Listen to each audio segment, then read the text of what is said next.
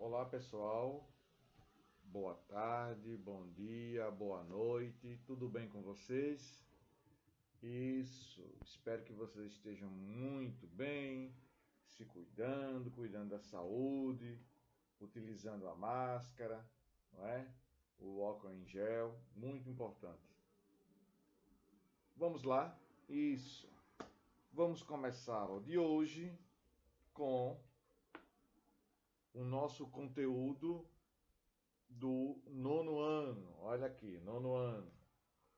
Com relação aos nossos estudos sobre o nono ano, nosso conteúdo histórico, nós estamos estudando a República Populista, o seu final, e fazendo uma abordagem conclusiva sobre a República Populista no Brasil, que vai começar com o governo de Dutra, pós-46, pós-46 não, pós-45, pós o governo do primeiro governo de Vargas. Depois chegamos ao próprio Vargas, Juscelino, Jânio Quadros e João Goulart. Até o golpe de 64, esse é o governo, os governos populistas no Brasil. E a partir de 64, do dia 31 de março, o Brasil vai vivenciar um golpe militar, um golpe civil-militar. A partir do dia 31 de março, com os militares tomando o poder, rasgando a Constituição, o governo de Jânio Quadros, João Goulart, me perdoe, João Goulart, é interrompido antes do seu final e o processo democrático é rasgado, não é respeitado pelos militares. Essa foi uma pequena introdução.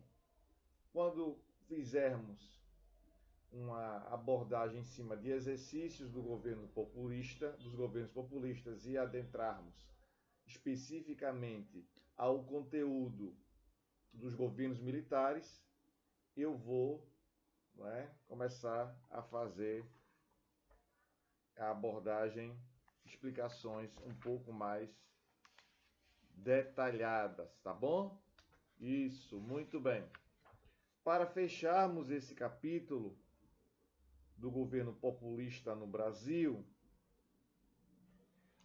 vamos entender, realizar, fechar, absorver conhecimento através da realização de atividades. O que é que nós temos aqui? Questões de múltipla escolha, estilo Enem. E essas questões do nono ano estão na página 252. Isso mesmo. O que é que temos aqui?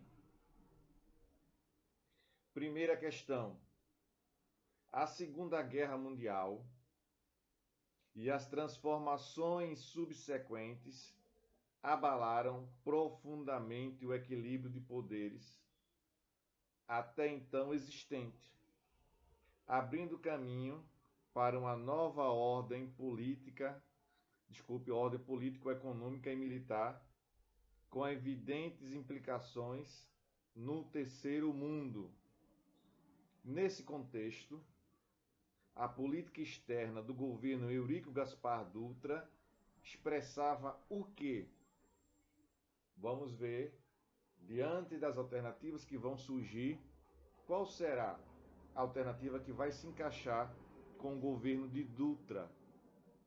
Pois bem, letra A, favorecimento ao bloco socialista. Letra B, alinhamento à política norte-americana. Letra C, postura neutralista. Letra C, postura neutralista, repetindo. E na letra D, visão terceiro-mundista de resistência ao imperialismo.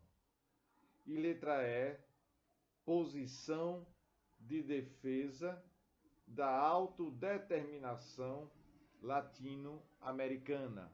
determinação latino-americana. Qual seria a letra, então? Muito bem, isso mesmo, viu? Letra B, alinhamento à política norte-americana. Por que isso, professor? Porque, por mais contraditório que possa ser, durante a Segunda Guerra Mundial, o Brasil ficou ao lado dos aliados.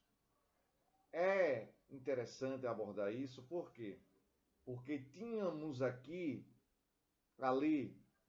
entre 1939 a 45, que foi o período da Segunda Guerra Mundial, tínhamos ali, aqui no Brasil, aliás, um regime muito semelhante ao regime do eixo Roma, Berlim, Tóquio.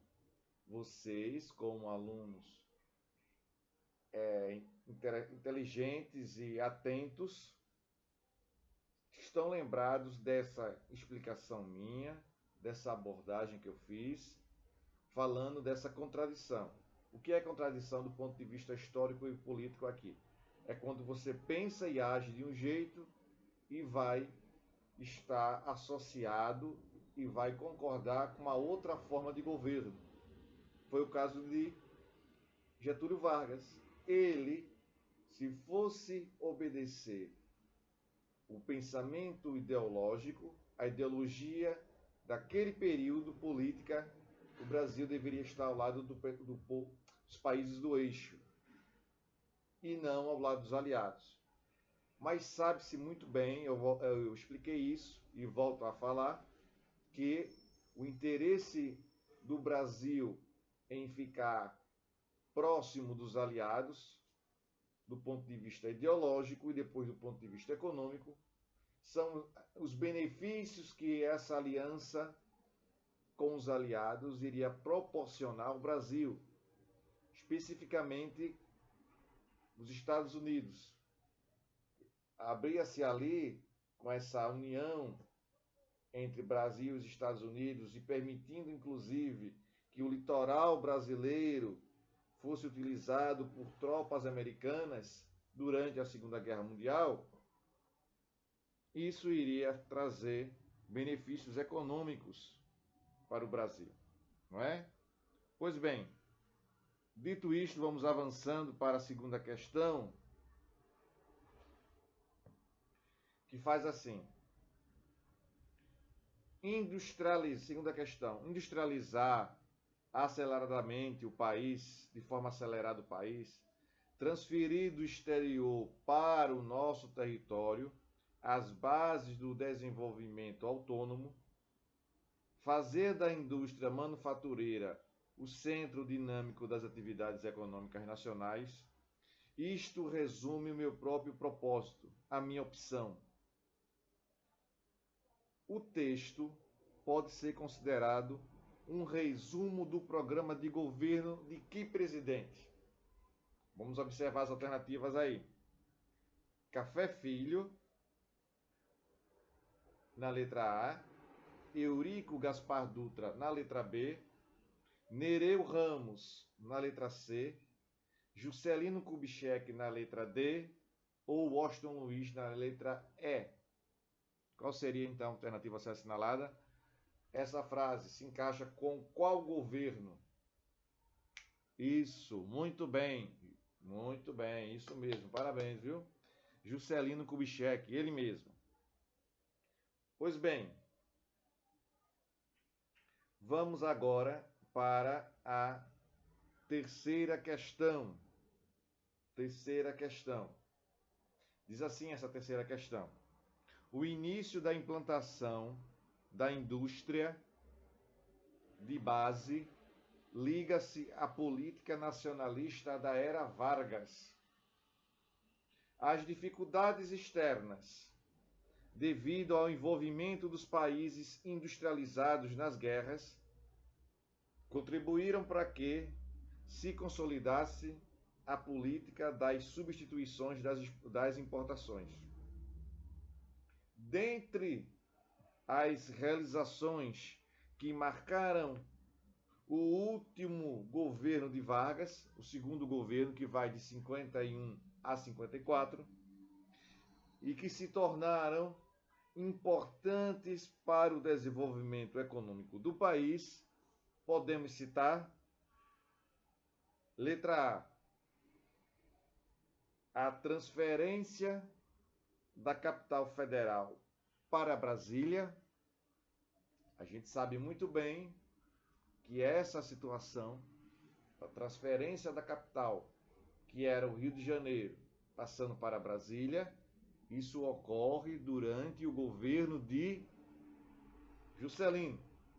Não é isso? Letra B, o Programa de Integração Econômica da Amazônia, com instalação do Porto Livre de Manaus. Letra B. Na letra C, o estabelecimento do monopólio da extração e da refinação do petróleo.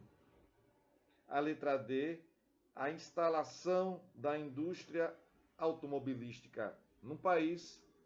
E a letra E, criação do Banco Nacional de Habitação. A letra correta, a alternativa correta a ser assinalada aqui deve ser que letra? Interrogação. Muito bem. Letra C, estabelecimento do monopólio da extração e da refinação do petróleo. Vamos para a quinta questão, que fica na página 253.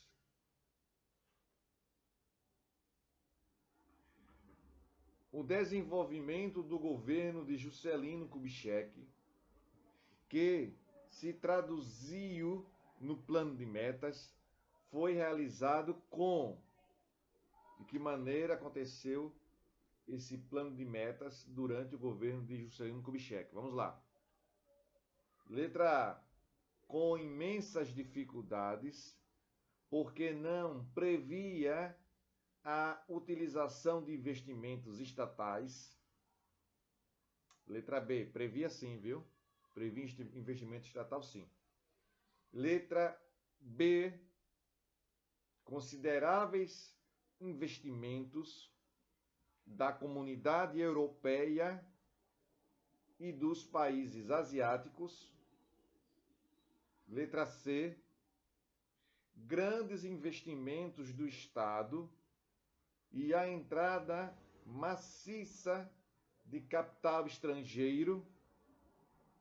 Letra D, investimentos particulares nos serviços públicos e privatização das empresas estatais. A letra E diz o seguinte: imposição de restrições nas atividades políticas e implantação da reserva de mercado para as empresas nacionais. Qual seria a alternativa? Letra C, grandes investimentos do Estado, isso, e a entrada maciça de capital estrangeiro. Pronto. Sexta questão, sexto quesito, na página 253. Essa aqui, a quarta questão eu não fiz para que você possa fazer, viu? Sozinho aí. A sexta questão diz assim: assinale a alternativa correta sobre a denominada política externa independente do governo Jânio Quadros. A letra A, manter o país atrelado ao bloco socialista e participando do processo de divisão mundial do trabalho. B, submeter projetos de desenvolvimento nacional à apreciação de um comitê norte-americano. Letra C, captação de recursos internos para a solução de todos os problemas sociais. Letra D, assumir a defesa da Aliança para o Progresso e apoiar a política de isolamento de Cuba. E a letra E ou E, como você queira falar, reatamento de relações diplomáticas com a União Soviética e apoio à tese de autodeterminação dos povos. É a letra E. Por que ali? Isso. Por conta da questão de Jânio Quadros ter uma política externa muito confusa, quebrou um paradigma e ficou contra os Estados Unidos e se aproximou da União Soviética no período da Guerra Fria. Não é? E esse período da década de 60, os primeiros anos da década de 60, será um período muito tenso, não é? Que vai ficar, inclusive, muito próximo de ser deflagrado nesses anos a possível terceira guerra mundial. Sétima questão diz assim: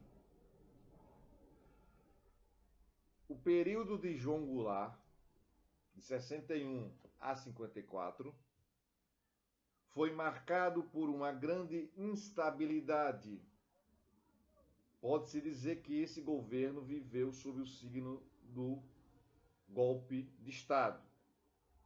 Sobre o referido período, é correto afirmar que, letra A emenda parlamentarista de 1961 aumentou o poder do presidente da República. Letra B. O sucesso do plano trienal no combate à inflação e na retomada do crescimento econômico estabilizou a economia. Letra C. A constante maioria do governo no Congresso era garantida pela aliança entre o PTB e a UDN. Letra D. Os grandes empresários liberaram recursos para execução das reformas de base. E a letra E. A proposta de reforma agrária com emenda constitucional provocou uma forte oposição dos proprietários rurais ao governo. Sem dúvida, é a letra E. A proposta de reforma agrária com a emenda constitucional provocou uma forte oposição dos proprietários rurais ao governo de João Goulart. E isso vai fazer com que o governo de João Goulart não tenha o seu fim por via democrática, e antes de ter seu fim, vai ser instaurado um governo ditatorial através de um golpe. Os militares põe assim fim ao governo de João Goulart, também conhecido como Jango. Não é? Pronto. Vamos agora adentrar o capítulo 10 de forma específica. Nesse capítulo 10, aparece aqui pra gente, ó, os anos, o título aqui, ó, os anos de chumbo no Brasil. Por que anos de chumbo? Porque são anos pesados, não é? Correspondendo aí, fazendo a relação, os governos militares, que utilizava de certa maneira, dependendo do governo, porque durante o período do governo militar nós tivemos 5 presidentes, e cada um governava com as suas especificidades, observando também o contexto internacional. Nós estávamos ainda vivendo sob a Guerra Fria. Você sabe que a Guerra Fria é a rivalidade entre Estados Unidos, o bloco capitalista, e União Soviética e o bloco de países socialistas. Então, Anos de Chumbo faz essa referência e também faz referência ao movimento de governo autoritário e não democrático. Tá bom? E por que os militares tomaram poder? Durante a nossa historiografia, nosso processo histórico realizado em nosso país, os militares, desde a proclamação da República, eles têm uma participação na proclamação da República com Deodoro e Floriano Peixoto, o que se tinha ali era a necessidade de colocar um governo republicano, e os militares tomaram essa iniciativa e o apoio de civis ali também, para que ninguém ousasse questionar um novo governo, um governo republicano. E naquele período, esse governo republicano chegou ao poder através de um golpe. Vale salientar isso, hein? Muito bem, isso mesmo.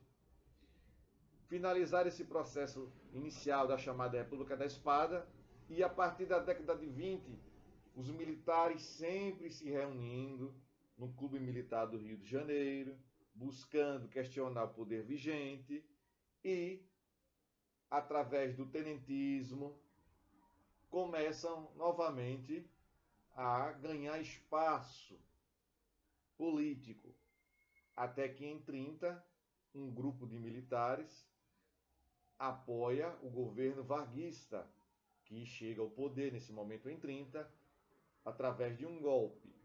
Vargas, lembrando lá, Vargas participou das eleições democraticamente, mas não as venceu. Se aproveitou do contexto político favorável, e também deve destacar, salientar a morte de João Pessoa, que era seu vice, e o golpe foi deflagrado e tomou posse Getúlio Vargas, com o apoio dos tenentes. Passou-se esse período, veja, governo Vargas de 30 a 45. Depois de 45, saída de Vargas, os militares ainda têm uma certa presença, porque o governo que vai assumir logo após 45, com a saída de Vargas, que ele disse que depois ia voltar, não é? Ia subir as escadas do Palácio do Catete nos braços do povo, como se de fato aconteceu. Mas em 45, final de 45 as eleições, em 46 assume um general também, Eurico Gaspar Dutra.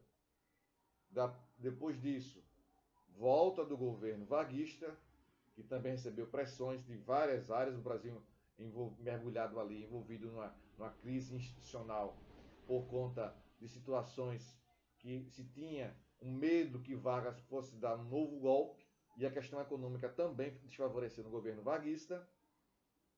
Tínhamos ali então, agora, depois de Vargas, o governo de Juscelino, o de Jânio Quadros, de João Goulart, e agora o governo de João Goulart foi interrompido e o governo militar toma posse através de um golpe.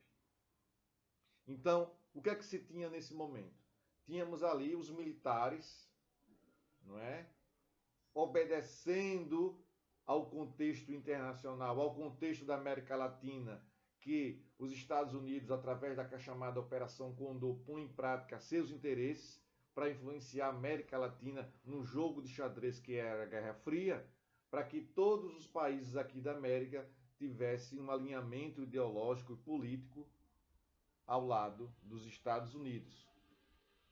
Então, os nossos vizinhos também vão sofrer com o golpe militar, como Argentina, Paraguai, Chile, Paraguai e Uruguai também. Então, esses nossos vizinhos vão sofrer com questões de golpe de militares, orquestrado e orientado com total apoio dos Estados Unidos. Tá bom? Então, os militares desse período nós tínhamos aqui o chamado Grupo de Sorbonne, que é uma cidade francesa, uma universidade francesa, que faz referência a um grupo intelectualizado que vai ser aquele grupo que vai programar, planejar, executar, estar à frente do governo militar. Nem todos os presidentes, dos 5 presidentes, eles são dessa linha da Escola Superior de Guerra e também do Grupo de Sorbonne. Por exemplo, o último presidente, o general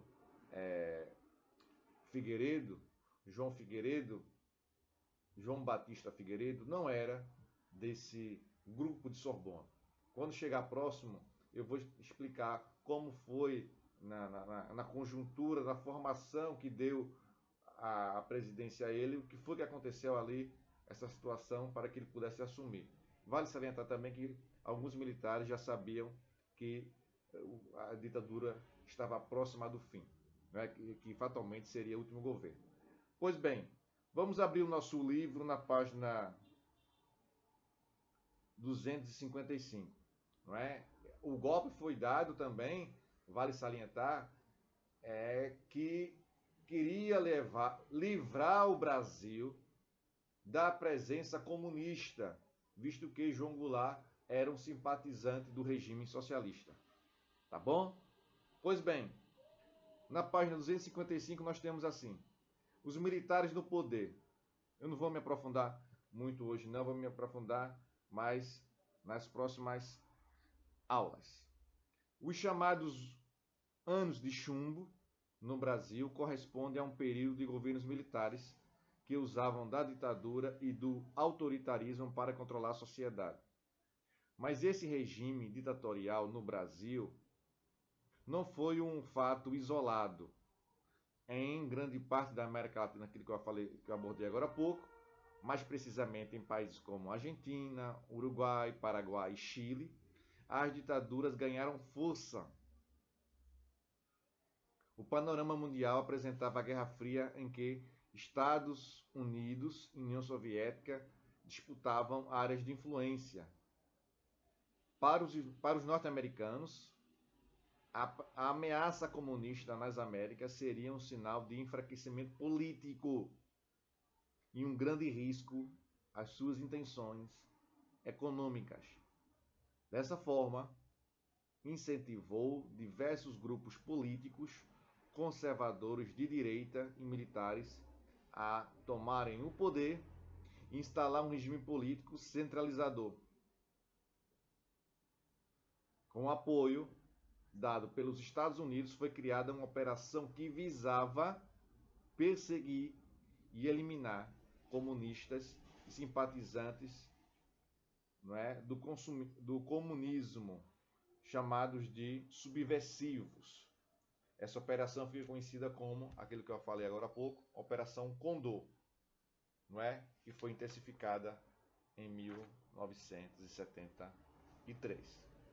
Bem, pessoal, isso foi uma abordagem inicial. Na próxima aula nós iremos já de forma efetiva começar os governos militares, tratando lá do ato institucional número 1 e os outros também que vão se seguir, e também um governo do primeiro presidente militar, que foi Castelo Branco. Tá bom? Tchau para vocês, um forte abraço, se cuidem, estudem e até a próxima. Tchau, pessoal.